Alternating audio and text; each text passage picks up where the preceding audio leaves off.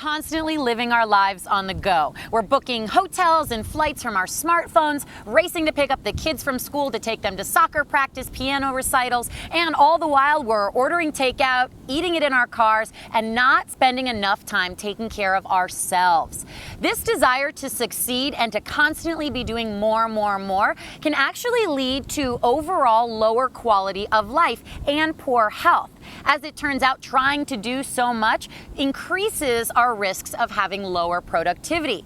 What we need to do is take a moment and slow down. Of course, that is easier said than done, but here are 5 ways to get us started.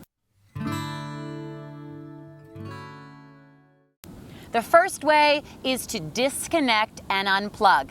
Yes, that's right, it's gonna be tricky, but when you come home from the office, turn off your cell phone. Stop checking your emails. According to assistant psychologist Young Ah Park at Kansas State University, as it turns out, when we check our emails after we've left the office, not only does it lead to lower productivity with getting our work done, but that can trickle over into our personal lives. Kind of hard to spend time with your family when all you're doing is spending time on your cell phone. At the very least, take a few nights a week after the office to actually leave work behind.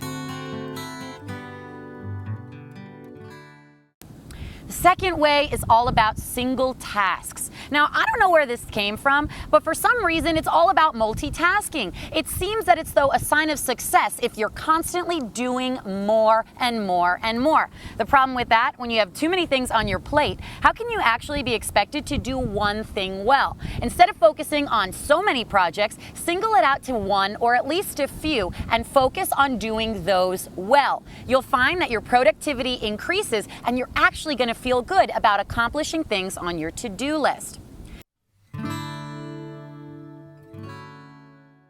Now this is important. Make friends with your kitchen. If all you're doing is ordering delivery and eating takeout, that's going to start to affect your wallet and your waistline. As it turns out, doing things like preparing meals or even baking our favorite desserts lowers depression and anxiety. It makes us feel good when we're doing something that's not only good for our bodies, but benefits our family as well. At the very least, prep your meals. I recommend maybe taking a night on the weekend. Chop some of those veggies, maybe start putting together some make-ahead meals. That way, when you come home from the office, you don't have to wait 45 minutes to an hour for delivery to bring a pizza. You've already done 80% of that night's dinner, and it's healthier.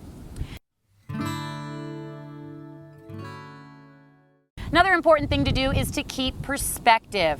A chipped nail can send some people into a tailspin. I tend to get a little bit crazy when I'm stuck in traffic. The problem with that is if we're constantly sweating the small stuff, we lose sight of what's important.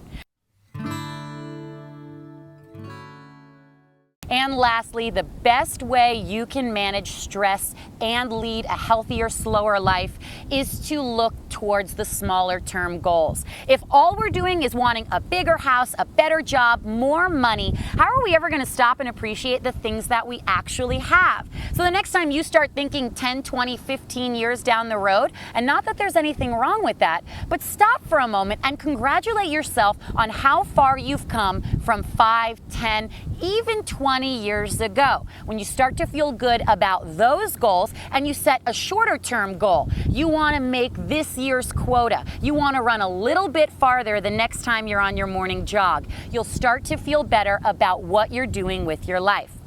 Of course, these are just 5 of the many ways you can practice slowing down your life.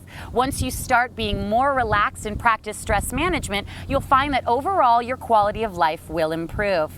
For more information and to see other videos, please like us on Facebook or visit us online at thealternativedaily.com.